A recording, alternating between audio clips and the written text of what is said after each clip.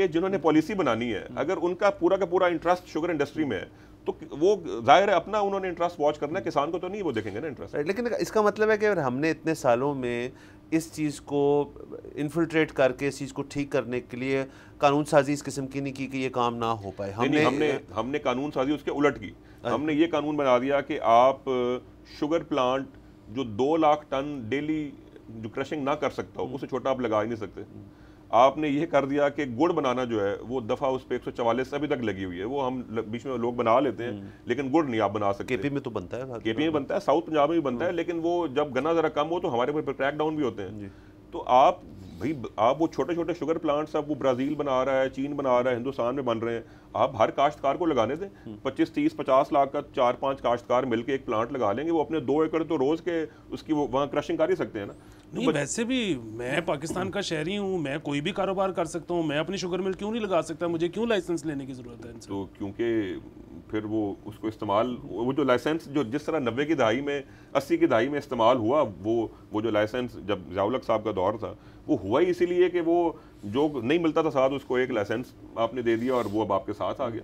تو لائسنس استعمال اس طرح ہوا شوگر مل کا. اچھا, اور اسی علاقے میں آپ نے ابھی ذکر کیا کہ آم کی بھی بہت کاشت ہوتی ہے, مطلب فروٹ جنرلی ہم ایکسپورٹ کرتے ہیں, مطلب سٹرس بھی کرتے ہیں, لیکن آم جو ہے وہ بہت زیادہ, اور یہ زیادہ تر جو ہے اگین ساؤتھ پنجاب کے اندر. تو اس کے اندر بھی مجھے کوئی بتا رہا تھا کہ اس کے اندر بھی کہانی جو ہے وہ اسی قسم کی ہے کہ ایکسپورٹ کوالٹی والا جو ہوتا ہے وہ سب سے اچھا ہوتا ہے, وہ پہلے پک ہو جاتا ہے, وہ پیک بھی ہو جاتا ہے, وہ چلا بھی جاتا ہے, اور جو لوکل مارکیٹ میں آتا ہے وہ سارا خراب خروب ہوتا ہے. خراب تو نہیں, لیکن وہ اس کی گریڈنگ ہوتی ہے. جو ٹاپ گریڈ کا ہوتا ہے وہ ظاہر باہر چلا جاتا ہے, جو ذرا اس سے کم گریڈ کے ہیں وہ پھر ہمیں مارکیٹ میں مل جاتے ہیں کھانے کو. لیکن جو ہمیں بھی ملتے جو ٹاپ گریڈ ہے نا اس میں صرف اس کی کوالٹی وہ نہیں ہوتی, اس میں اور بڑی چیزیں ہوتی ہیں. اس کی وہ جو ٹریٹمنٹ ہوتی ہے, وہ جو اس کو ویکسنگ کرتے ہیں, اس کی پیکیجنگ, وہ جو دوائیاں اس کے اوپر لگا کے, کیونکہ باہر جو ملک ہیں جہاں پہ ہم ایکسپورٹ کرتے ہیں ان کو ہوتا ہے کہ کوئی بیماری یہاں نہ آ جائے, تو وہ ٹریٹمنٹ وغیرہ کر کے تو وہ ٹاپ گریڈ بن جاتا ہے. بٹ اگین یہ ایک ایسی چیز نہیں ہے جو ایک اسمال فارمر کر سکتا ہے. آم کی انویسٹمنٹ لانگ ٹرم ہے, زیادہ دیر لگتی ہے باغ لگانا. آم دیکھیں نا, آپ کوئی بھی باغ لگائیں گے تو وہ اس کی فروٹنگ میں کم از کم 4 5 سال تو لگتے ہیں. تو 4 5 سال آپ کو انتظار کرنا پڑتا ہے. آپ کی فصلی 4 5 سال کی ہو تو پھر تب جا کے وہ آپ کچھ دے گا. بالکل ایسا. اچھا,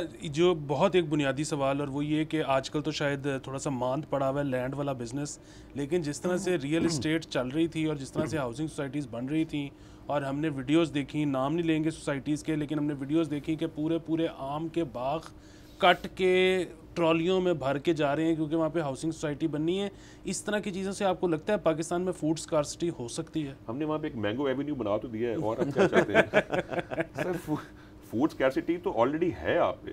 دیکھیں نا, آپ زرعی ملک ہونے کے باوجود آپ کے کھانا آپ کا پورا نہیں ہوتا. آپ میرے خیال میں ہر چیز ہی آپ باہر سے منگوا رہے ہیں. اس کی وجہ یہ ہے کہ ییلڈز آپ کی اوپر نہیں گئیں, ظاہر لینڈ آپ کی پہلے سے کم ہو رہی ہے اور آبادی آپ کی بڑھ رہی ہے. تو فوڈ اسکارسٹی تو ہم آلریڈی فیس کر رہے ہیں.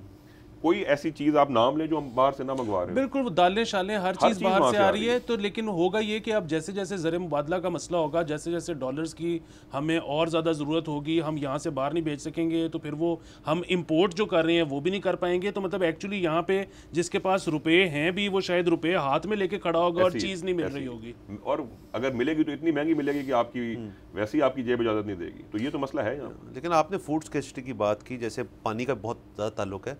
1-2 سال میں یا 2-3 سال میں پنجاب کے اندر تو سارے ایسٹیمیٹس جو ہیں وہ کہتے ہیں کہ واٹر اسکارسٹی جو ہے وہ اگلا سب سے بڑا مسئلہ بن جائے گا ہمارا. سر میں تو گزشتہ ان کو پتہ ہے, میں تو کوئی تقریباً 10 سال سے اپنی جو بھی میری تھوڑی سی آواز ہے میں اس میں لگا ہوا ہوں کہ پانی کا مسئلہ بہت بڑا مسئلہ ہے.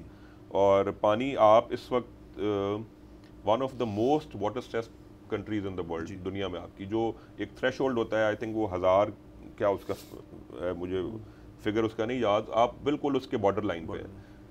آپ کے پاس پانی ذخیرہ کرنے کی صلاحیت جو ہے وہ صرف 30 دن کی ہے, جبکہ آپ کے دریا جو ہے وہ 6 مہینے نہیں بہتے سردیوں کے. آپ کے پاس جو پانی ذخیرہ کرنے کی صلاحیت ہے وہ صرف 17 کے 18% ہے آپ کی جو کل ضرورت کا. جتنی رین فال ہوتی ہے اس کو ہم اگر اتنے سال پہلے شروع کرتے کچھ, تو اب تک یہ ایشو بھی ڈیبیٹیبل نہیں ہوتا. پھر اس کے بعد جو آپ کا بڑا مسئلہ یہ ہے کہ آپ ابھی تک فلڈنگ کر رہے ہیں, مطلب دنیا کہاں سے کہاں پہنچ گئی. آپ پانی کی کمی کے باوجود جو فصلوں کو پانی لگا رہے ہیں وہ آپ فلڈ کر رہے ہیں, پورا کا پورا کھیت آپ پانی سے بھر رہے ہیں.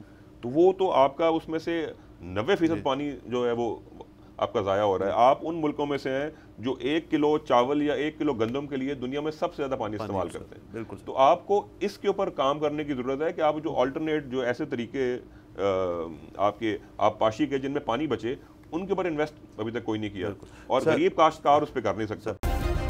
सब्सक्राइब करें और बेल दबाएं ताकि कोई खबर रह न जाए।